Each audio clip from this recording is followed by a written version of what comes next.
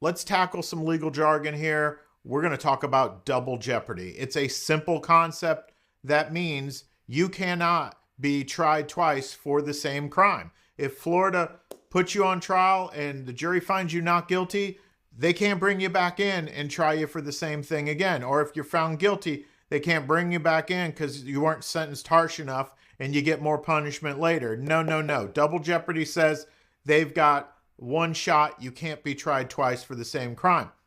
Now, I'm a lawyer. Let's talk about the exceptions because there's so many.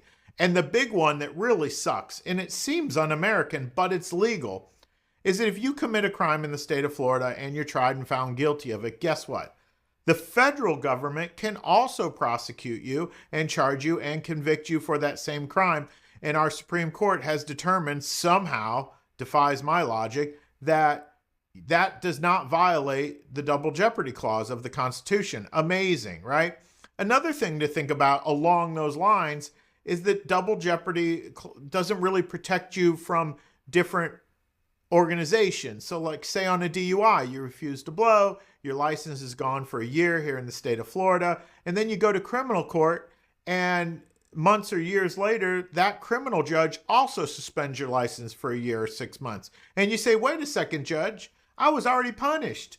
No, no, no. That's not double jeopardy. Different agencies of the government can still impose whatever they need to impose. But double jeopardy says you cannot be tried twice for the same crime. Now, that's not really true again. If you get a mistrial, well, then they do get to try you again. So there are circumstances where, hey, I've already been through trial once. You ever see these datelines?